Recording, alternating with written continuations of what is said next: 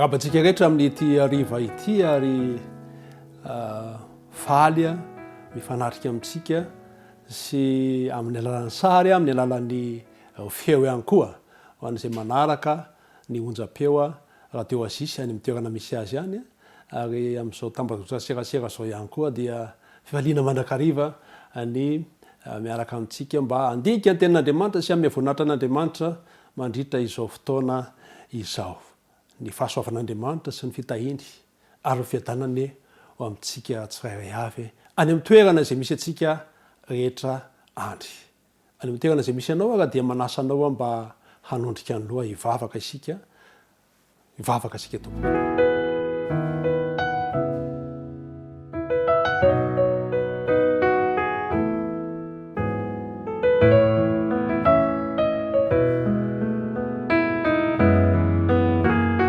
Tompoko ny masina sy tsara indrindra rainay amin'ny alalan'i Jesosy Kristy Tompo, ray mpamorona, ray mpahary, ray mpiantra, ray mpamela heloka ary ray mamonjy. Misaotra anao satria no fitiavanao dia mbola afaka nandihy ny tontolo andro iny zay tratra izao ariva izao mba handraisanay ny fampaherezana indray mba hoentinay andity alina ity sy miatrika ny ampitso dia mombanay tsiray avy taio izahay ary aoka mba ho avelanao ny heloka tsirairay avy ary ahatsapa fiadanana noho izany izahay. Amin'ny anaran'i Jesosy Kristy Tompo nanoana mivavaka. Amen.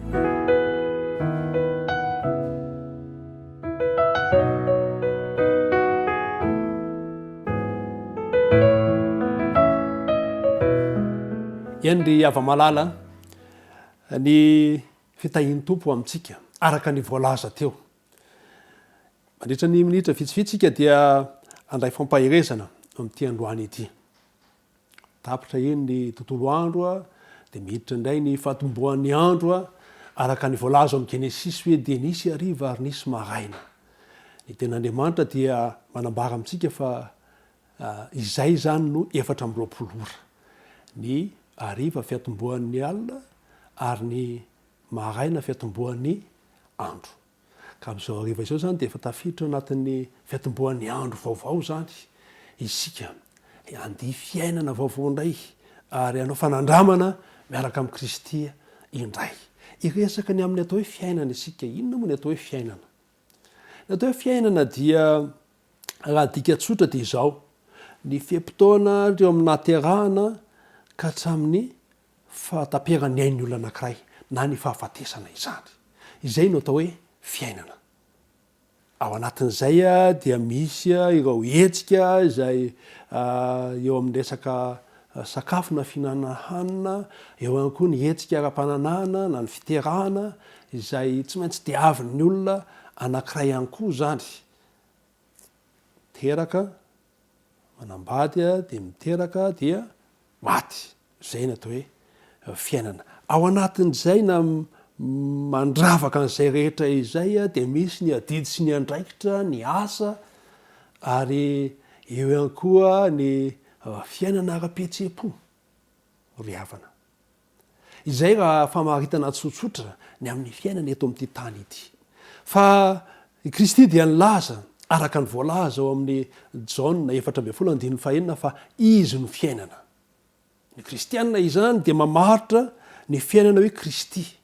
Ka raha iresaka tsika ny amin'ny fahaterahana dia ao amin'ny Kristy izany ho an'ny kristianina. Miresaka ny amin'ny fahafatesana dia ao amin'ny Kristy izany. Miresaka ny adidy aman'andraikitra, ny asa aman-draharaha ao amin'ny Kristy izany. Zavatra roaloha no zavatra miseho amin'ny fiainantsika. Izay tsy tokony hampitebiteby.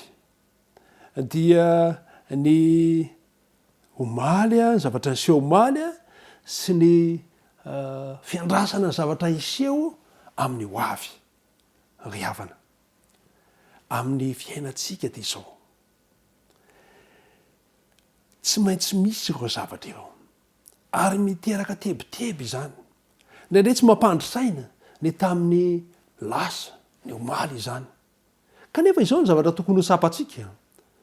ny zavatra lasa omaly a dia tsy azontsika verina intsony, tsy azontsika amboarina intsony, tsy azontsika ravana. Tsy misy ninina azontsika atao, efa lasa eny. Dikan'izay zany dia tsy tokony anangatra atsika ny amin'izao ho avy izao izany, ny amin'izao fiainana amin'izao fotoana izao izany. Makalesona sisa no zavatra ilaitsika manoloana izay. Makalesona ny amin'ny zavatra tamin'ny lasa. Mba afahantsika mamindra ny amin'ny ho avy ny amin'izany. Ny amin'ny ampitso indray kosa dia izao. Tsy tokony ampitebiteby antsika ihany koa. Satria tsy mbola fantatrao ny ao ambadika. Inona moa zany no atonga anao sahiran-tsaina ny amin'ny zavatra ho avy. Aleo izy ho avy. Araka ny hira anankiray avela ho avy izay ho avy. Ry havana. Izay no tiany Jesosy resahana amin'ny torohevitra nataony hoe andika ho jerentsika ny atao amin'ny Matio Matio 9:4-7. Raha iresaka ny amin'ny zavatra tsy tokony anahiran-tsaina ny amin'ny ho avy isika dia hoy Jesosy Matio 9:4. Ary ny amin'izany dia aza manahy ny amin'ny ampitso ianareo, fa ny ampitso ihany azy. Ampy ho an'ny andro ny ratsy miseho ao aminy. Ry havana. Ny fiainana dia fiaino zava-dratsy. Toy ny fanahina, toy ny tebiteby, toy ny fahoriana, ny alahelo. Zavatra tsy maintsy iainantsika zany vao niditra fotsiny fahotana dia efa izay ny zavatra ny ainany lasa anisan'ny fiainany zanak'olombelona eo zavatsarotra sy olana ireo. Ary tsisy afaka miala amin'izany, tsy azo idovirana izany toe-javatra izay iainantsika izany. Ireo zava-dratsy ireo dia resahana amin'ny teny vahiny, teny grika izay dika teny fototra ato amin'ny soratra masina raha nandika ny testamenta vaovao hoe kakia. Zany ireo zavatra manahirana ny saina, ireo zavatra izay mampitebiteby ny amin'ity nofontsika ity, ny amin'ny mety izay eritreretintsika fa mampijaly an'ity nofontsika ity. Izay no ataon'i Kristy hoe kakia zay. Fanahina ny amin'izao fiainana izao, tebiteby ny amin'izao fiainana izao. Inona avokoa ny zavatra maro izay mety miseho amin'ny fiainantsika ary mety hiseho. Mandritra ny ho avy indray dia ahoana? Mety misy olona mety manaraby anao, mety misy olona izay maniratsira anao, mety misy olona miteny ratsy anao, amingavinga sy ny sisa rehetra. Amparary ny fonao ny olona. Andratra ny fonao ny olona. Hifosanao izy. Hanisatsy anao izy. Izay ny fiainana izay mety fanahininy mety mandeha ho azy. Fa izay le fiainantsika izay. Mila miatrika izany isika. Mety arary ny zanatsika. Be dia be tsy azo idivirana hoy aho. Izay fiainana zany ary tsy maintsy atrehantsika izany. Eo ankilany indray kosa nefa dia misy zavatra anankiray izay zavatra ratsy tokony ampitebiteby atsika. Le anankiray le voalaza kakia teo zany tsy tokony ampitebiteby ho an'ny kristianina, ho an'izay eo amin'ny Kristy. Fa ity anankiray ity zany tokony ampitebiteby dia izay voalaza amin'ny Korintianina voalohany. Korintianina voalohany 9:9, ny andininy 7 sy ny 10 dia vakitsika amin'ny anaran'i Jesosy Kristy izany. Korintianina voalohany 9:9, andininy 7 sy 10 dia zao no vaky ny teny. Vakitsika amin'ny anaran'i Jesosy Kristy tompo. Moa tsy fantatrareo va fa ny olona tsy marina tsy mba handova ny fanjakan'Andriamanitra? Aza mety ho fitahina anareo. Fa ny mpijangajanga sy ny mpanompo sampy sy ny pakavadin'olona sy ny sodomita sy ny mpangalatra sy ny mpierina sy ny mpamamby sy ny mpanaratsy sy ny mpanao ankeriny dia tsy mba handova ny fanjakan'Andriamanitra. Ry havana. Izany ny zavatra tokony ampitebiteby atsika. Ny zavatra rehetra kakiasy ny sisa dia izao. Zavatra tsy maintsy sedraina izany satria isika dia voalaza fa namedo andevon'ny ota. Ary mbola eto amin'ity fiainana ity dia tsy maintsy atrehana izany toe-javatra izany. Fa ny anankiray kosa zay mety hamoizantsika ilay fiainana, tsy ilay fiainana nyresahana teram-piandohana, fa ilay fiainana mandrakizay, dia izao ireo voalaza ireo fijangatsangana, ny fimamona, ny herisetra, ny pierina, ny mpanaratsy, ny mpanompo sampy, sy ny sodomita, ny mpakavadin'olona sy ny sisa rehetra. Izany tokony hampitebiteby atsika. Ka raha andeha zany ty fiainantsika ity materinandro, dia mangatamina Andriamanitra ampio mba tsy hanany amin'izao fiainana izao. Efa napetrako aminao ny fiainako. Fa aoka kosa mba ho arovanao ny amin'ireo zavatra ratsy rehetra zay mety hamoizako ny fiainana mandrakizay, mety hatongay ho any amin'ny elo ry havana. Kristy dia nivavaka. Ny fivavaka reo izy dia hoy izy, aza mitondra anay amin'ny fakapanahy, fa manafahanay amin'ny ratsy.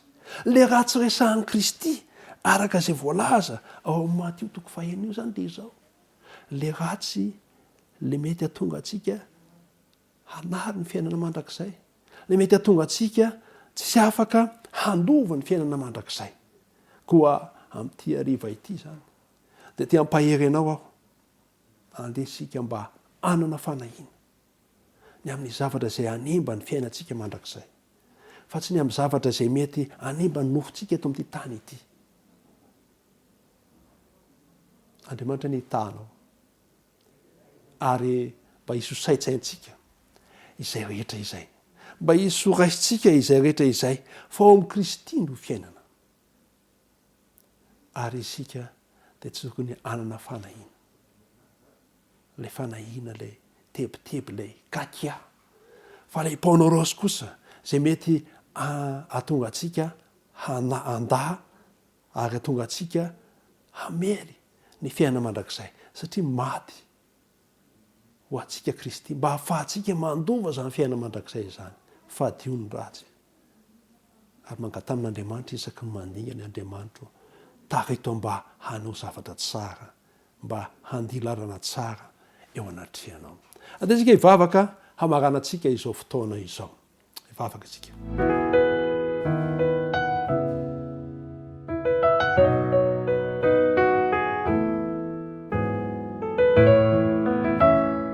Misotranao Andriamanitra, misotranao amin'ny alalan'i Jesosy Kristy Tompo satria nomenao fahazavantsaina say tamin'ity androany ity.